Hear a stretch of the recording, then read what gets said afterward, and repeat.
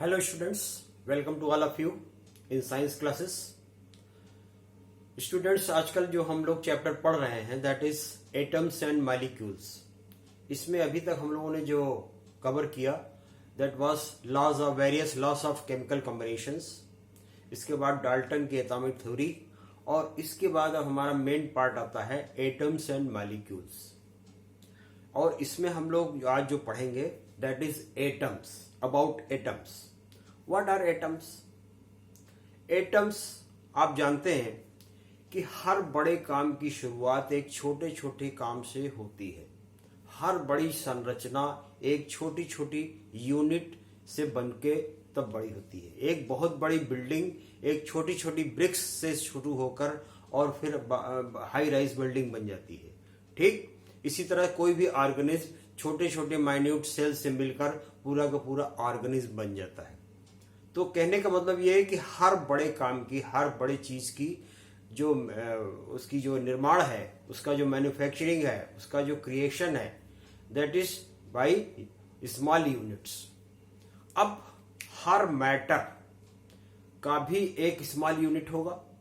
अगर वो मैटर है, उसके अंदर वजन है, वो जगह घेरता है, तो उसकी भी कोई स्मॉल यूनिट होगी. और इसके बारे में सबसे पहले आइडिया हमारे भारत के पुराने एक ऋषि हुए थे जिनका नाम कणाद था. उन्होंने बताया कि हर पदार्थ, मैटर को उन्होंने पदार्थ कहा और मैटर मीन्स पदार्थ होता भी है. हर पदार्थ एक छोटी से छोटी, सबसे छोटी माइन्यूट, मतलब आप उसको छोटा करते चले जाए एक ऐसी स्टेज आएगी जब वो उससे छोटा नहीं होगा. हर पदार्थ एक माइन्यूट स्ट्रक्चर से बनता है, एक छोटे छोटे कण से बनता है जिसको कि परमाणु कहते हैं. परमाणु उन्होंने का नाम दिया. परम मीन्स होता है, परमाणु दो शब्दों से बना है, परम प्लस अणु. परम मीन्स होता है अत्यंत, अणु मीन्स होता है छोटा कण.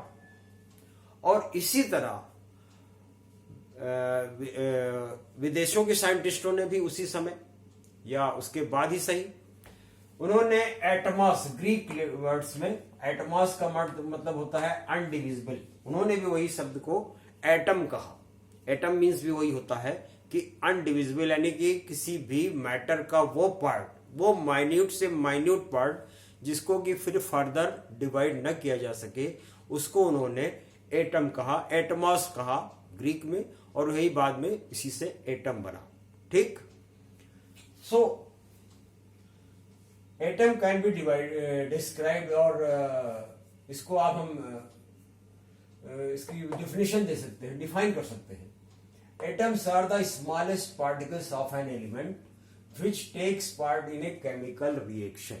यानी कि हर केमिकल रिएक्शन में यही टेक्स पार्ट करते हैं, यही पार्टिसिपेट करते हैं एटम्स. और ये स्मॉलेस्ट पार्टिकल है जो कि किसी भी केमिकल रिएक्शन में रिएक्ट करते हैं. क्योंकि कभी भी आपने ये नहीं सुना होगा कि इलेक्ट्रॉन बम, प्रोटॉन बम या न्यूट्रॉन बम. आपने हमेशा सुना है एटम बम. यानी कि एटम ही एक केमिकल रिएक्शन में रिएक्ट करता है, क्योंकि एटम बम भी एक केमिकल रिएक्शन पर आधारित है. वो न्यूक्लियर फिशन पर आधारित है, जो कि एक चेन रिएक्शन होती है. ठीक. तो इसीलिए एटम को यह कहा गया है कि ये स्मॉलेस्ट पार्टिकल हैं जो फर्दर डिवाइड नहीं किया जा सकते, और यही एक केमिकल रिएक्शन में पार्टिसिपेट करते हैं. ये तो हुआ इसका डिफिनीशन. राइट. अब कुछ प्रॉपर्टीज हैं कुछ एटम्स के जिसको कि हम थोड़ा जानेंगे. Atoms of most of elements are very reactive. आप जानते हैं हर एलिमेंट का जो एटम होता है वो रिएक्टिव होता है, और यही रिएक्टिव एलिमेंट जो है पार्टिसिपेट करता है किसी भी केमिकल रिएक्शन में. ठीक. सेकेंड पॉइंट है एटम्स ऑफ नोबल गैसेस. अभी आगे हम लोग पढ़ेंगे कि व्हाट आर नोबल गैसेस और क्यों उनको नोबल गैसेस कहा जाता है. जैसे कि argon, neon, helium, krypton, xenon, they are called noble gases. They are called noble gases are unreactive. वो किसी भी केमिकल रिएक्शन में पार्टिसिपेट नहीं करते, शामिल नहीं होते, और इसीलिए इनको नोबल गैस भी कहा जाता है, क्योंकि ये फ्रीली अवेलेबल होते हैं, फ्रीली एग्जिस्ट करते हैं, और इसलिए इनको नोबल गैसेस कहा जाता है. और ये किसी भी केमिकल रिएक्शन में पार्टिसिपेट नहीं करते हैं। क्यों नहीं करते हैं ये हम लोग आगे जानेंगे स्ट्रक्चर ऑफ एटम। ठीक, exist in free state in nature. ठीक, so atoms of noble gases like argon, neon, helium, krypton, xenon are unreactive and exist in free state in nature। ये हो गया दूसरा पॉइंट। थर्ड पॉइंट हुआ atoms of most of the elements exist in combination। जो most of the element के जो है atoms होते हैं वो कॉम्बिनेशन में अवेलेबल होते हैं। जैसे कि हम ऑक्सीजन का O2 लिखते हैं, हाइड्रोजन का H2 लिखते हैं, ठीक, नाइट्रोजन का N2 लिखते हैं। तो ये सब क्या है, ये कॉम्बिनेशन में होते हैं, यानी कि दो एटम मिलके, इसको डाई एटॉमिक कहते हैं। कुछ एटम ऐसे भी जो ट्राई एटॉमिक फॉर्म में होते हैं, जैसे ओजोन, उसमें ऑक्सीजन के 3 एटम होते हैं, ऑक्सीजन के 2 एटम होते हैं, ऑक्सीजन नॉर्मली रूप से अवेलेबल होता है। ठीक, तो atom of more of the elements exist in combination with atoms of same element. उसी एलिमेंट के साथ, उसी एलिमेंट के एटम के साथ भी हो सकते हैं और दूसरे एलिमेंट के एटम के साथ भी हो सकते हैं, और डिफरेंट एलिमेंट। एग्जाम्पल जैसे elements like hydrogen, oxygen, nitrogen etcetera are highly reactive and exist in diatomic state like H2, O2, N2, Cl2 etcetera. ठीक, ये डायटॉमिक कहलाते हैं, जिसमें कि दो एटम एक साथ हमेशा मौजूद होते रहे। ठीक, कुछ में ट्राई एटॉमिक भी होते हैं, कुछ पेंटा एटॉमिक भी होते हैं, टेट्रा एटॉमिक भी होते हैं। टेट्रा में होते हैं जो 4 एटम होते हैं, जैसे P4 फास्फोरस का। इसी तरह पेंटा होता है। ठीक, अब इसके बाद आया above elements also exist in combination with other elements like, अब हाइड्रोजन और ऑक्सीजन का कॉम्बिनेशन है, वाटर, कार्बन और ऑक्सीजन का कॉम्बिनेशन है कार्बन डाइऑक्साइड, हाइड्रोजन और क्लोरीन का कॉम्बिनेशन है HCl हाइड्रोक्लोरिक एसिड, और अमोनिया में नाइट्रोजन और हाइड्रोजन का कॉम्बिनेशन होता है। तो ये कॉम्बिनेशन में पाए जाते हैं। अब बात आती है इनके साइज की। अब अभी तक तो हम लोगों ने बात किया कि माइन्यूट से माइन्यूट साइज होता है।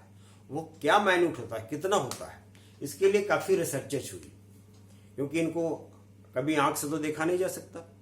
लाखों की तादाद में एटम एक सिंगल नीडल के पॉइंट पर लाखों एटम्स एग्जिस्ट कर सकते हैं, इतने माइन्यूट होते हैं। आप इनको आंख से देख नहीं सकते। देखने के लिए आपको इलेक्ट्रॉन माइक्रोस्कोप का सहारा हो सकता है, या scanning and tunneling system of electron microscope, इससे देखा जा सकता है, जिसमें कि ये पता चलता है कि एक किसी एलिमेंट के अंदर उस एटम का क्या, किस तरह से अरेंजमेंट है। राइट, अब साइज की बात आती है। साइज इसका जो है indicated in terms of atomic radius. अब कोई एटम होगा तो उसका रेडियस भी होगा। ठीक, एटम होगा, सपोज कीजिए इस फॉर्म में, और एक पॉइंट इसका जो बीच में न्यूक्लियस होगा, और न्यूक्लियस से जो यहां तक की दूरी है दैट इज एटॉमिक रेडियस कहलाती है। और इसी एटॉमिक रेडियस से इसको किसी भी एलिमेंट को की साइज को मेजर किया जाता है। और atomic radius is measured in nanometer, और ये इतने माइन्यूट होते हैं कि इनको नैनोमीटर के फॉर्म में मेजर किया जाता है। जबकि 1 नैनोमीटर का मतलब होता है 10 टू द पावर -9 मीटर, यानी कि 1 मीटर को अगर यहां 9 है तो 9 जीरो लगा दीजिए, 1 2 3 4 5 6 7 8 9। इतना 1 मीटर का इतना माइन्यूट पार्ट किया जाए तब जाके आप किसी भी एटम के रेडियस को नाप सकते हैं। ये रेडियस की आएगी। ठीक, अब फॉर एग्जांपल हाइड्रोजन का जो एटॉमिक रेडियस है वो दैट इज 0.03 नैनोमीटर। हाइड्रोजन का है 0.073 नैनोमीटर। इसी तरह कार्बन का है एटॉमिक रेडियस 0.077 नैनोमीटर। तो इतने माइन्यूट इनका एटॉमिक रेडियस होता है। तो एटॉमिक एटम का साइज कितना होगा ये आप समझ सकते हैं, राइट। अब बात आई है कि इन एटम्स को इंडिकेट कैसे किया जाए, डिनोट कैसे किया जाए, कैसे लिखा जाए शॉर्ट फॉर्म में। तो कुछ का कुछ short form, short hand representation होना चाहिए। ये अर्लियर साइंटिस्ट ने इसकी जरूरत महसूस किया, क्योंकि उनको अगर किसी पे लिखना है तो बार बार सारे नेम लिखना, और ये पॉसिबल नहीं था कि आप बार बार सिल्वर लिखे, बार बार कॉपर लिखे, बार बार एल्युमिनियम लिखे। तो उन्होंने इसके एक शॉर्ट फॉर्म को, शॉर्ट हैंड रिप्रेजेंटेशन खोजा, और सबसे पहले ये काम किया जॉन डाल्टन ने, जिनकी की एटॉमिक थ्योरी हम लोगों ने पढ़ा है। तो जॉन डाल्टन ने सबसे पहले कुछ एलिमेंट्स को रिप्रेजेंट करने का तरीका निकाला। जैसे हाइड्रोजन के लिए उन्होंने एक सर्किल के बीच में एक डॉट बना दिया, ऑक्सीजन के लिए केवल उन्होंने सर्किल बना दिया, कॉपर के लिए उन्होंने सर्किल के अंदर सी लिख दिया, सिल्वर के लिए उन्होंने सर्किल के अंदर एस बना दिया, आयरन के लिए सर्किल में आई बना दिया, और गोल्ड के लिए उन्होंने जी बना दिया। इस तरह की इंडिकेशन दी। इसके अलावा भी और दिए थे, जिसका सबका जिक्र हम यहां नहीं करेंगे, क्योंकि जानने के लिए इतना ही काफी है। ठीक, बाद में जो आजकल की मॉडर्न सिस्टम आया, मॉडर्न जो सिस्टम आया वो बेस्ड है बर्जेलियस के रिसर्च पर। बर्जेलियस ने, जे बर्जेलियस, जो कि एक स्वीडिश साइंटिस्ट थे, उन्होंने सबसे पहले कहा कि किसी भी एलिमेंट को लिखने के लिए उस एलिमेंट का जो वर्ड है उसका फर्स्ट वर्ड, और अगर जरूरत पड़े तो सेकंड वर्ड, फर्स्ट लेटर, और जरूरत पड़े तो सेकंड लेटर, इसको करके उन्होंने कुछ नेम दिए। जैसे कि फर्स्ट लेटर के लिए उन्होंने, जैसे हाइड्रोजन है उसमें हाइड्रोजन एच ले लिया। अब ऑक्सीजन का लिए उन्होंने ओ ले लिया। अब सवाल ये कि एच से और ओ से कई प्रोडक्ट हो गए, तो उसके लिए उन्होंने आगे जो महसूस किया, तो उसके लिए उन्होंने फर्स्ट के अलावा सेकंड, अगर नहीं हो रहा है सेकंड से तो थर्ड, इस तरह से। जैसे फर्स्ट का है लिए उन्होंने हाइड्रोजन और ऑक्सीजन का दिया। इसके अलावा भी कई है। इसके लिए फर्स्ट और सेकंड में हीलियम, अब जैसे एच से 2 आ गया, हाइड्रोजन भी है, हीलियम भी है, तो हीलियम में हीलियम का एच और ई ले लिया। इसी तरह कैल्शियम में, अब कैल्शियम सी से कार्बन हो जाएगा सिंगल लेटर में, और लेकिन सी से कैल्शियम भी है, तो उसमें सी और ए लिख दिया उन्होंने। इसी तरह फर्स्ट और थर्ड लेटर का कुछ भी बनाया उन्होंने। जैसे कि क्लोरीन है, अब क्लोरीन में सी के बाद तीसरा लेटर ले लिया उन्होंने, Cl। इसी तरह मैग्नीशियम के लिए उन्होंने M और G ले लिया, यानी तीसरा लेटर। इसी तरह से उन्होंने कई लेटर दिया, और इसी पे बेस्ड IUPAC सिस्टम बना, इंटरनेशनल यूनियन ऑफ IUPAC। इसकी स्थापना हुई 1919 में, और इन्होंने जिस एलिमेंट का जो सिंबल रखा, जिसको इन्होंने एक्सेप्ट किया, वही आज तक पूरे वर्ल्ड में मान्य है। यानी कि अगर आप Cl, क्लोरीन का Cl लिख देते हैं तो पूरे वर्ल्ड में समझा जाएगा कि क्लोरीन क्या है। ठीक, वाटर का अगर H2O लिख दिया जाता है तो पूरा वर्ल्ड ये जान जाएगा कि ये वाटर है। अदरवाइज हम वाटर कहेंगे तो कोई, हम जल कहेंगे तो कोई वाटर कहेगा, तो कोई कुछ कहेगा, इसलिए हर अपने अपनी जबान में कहेंगे। लेकिन अगर H2O लिख दिया जाएगा तो पूरे वर्ल्ड में माना जाएगा। IUPAC का फुल फॉर्म होता है international union of pure and applied chemistry. International union of pure and applied chemistry.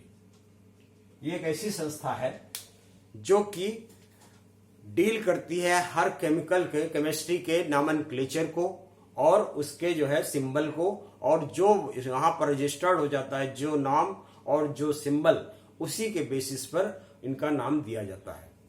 अब कुछ नाम जरूरी नहीं है कि सारे इंग्लिश के नेम ही हो, सारे लैटिन के नेम ही हो। फॉर एग्जाम्पल कुछ नेम ऐसे भी होते हैं जिनको दूसरे नेम पे लिया गया, जैसे कैलियम पोटेशियम के लिए, पोटेशियम की शुरुआत तो होती है पी से, लेकिन इसको लिखा जाता है के से। और ये के क्यों लिखा जाता है? क्योंकि एक जर्मन लेटर है, जर्मन में इसको पोटेशियम को कैलियम कहते हैं, ठीक, इसीलिए इसका नाम कैलियम हो गया। इसी तरह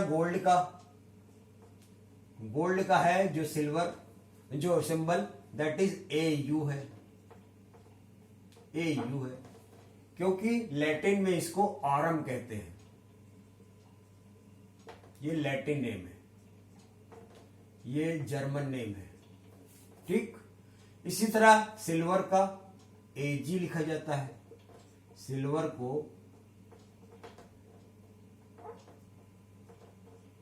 AG लिखा जाता है, क्योंकि लैटिन में सिल्वर को कहते हैं अर्जेंटम, ठीक, ये हुआ लैटिन नेम, ठीक। तो इस बेसिस पर उन्होंने नॉमेनक्लेचर रखा गया और बाद में यही सारे यही तरह नेम और यही सिंबल पूरे वर्ल्ड में मान्य हो गए IUPAC संस्था बनने के बाद, क्योंकि IUPAC ने पूरे वर्ल्ड में एक ही नाम, एक ही सिंबल सबको दे दिया। पूरे वर्ल्ड में कहीं पर भी AG लिखा जाएगा तो उसका मतलब सिल्वर होगा,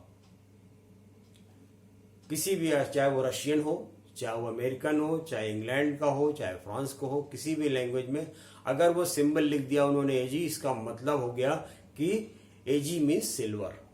अदरवाइज हर कंट्री का अलग अलग टर्म है, अलग अलग शब्द है, अलग अलग वर्ड है, आप किसी को कुछ कहते हैं, वो किसी को कुछ कहते हैं, लेकिन एक ऐसा सिंबल बना दिया गया जो पूरे वर्ल्ड में एक्सेप्टेबल है। कहीं वर्ड में लिख दीजिए आप के का मतलब हो जाएगा पोटेशियम, ठीक। तो ये हुआ अबाउट एटम। आगे हम लोग और इसके डिटेल में पढ़ेंगे एटॉमिक मास के बारे में कि क्या होता है atomic mass. Till then bye bye, thank you very much.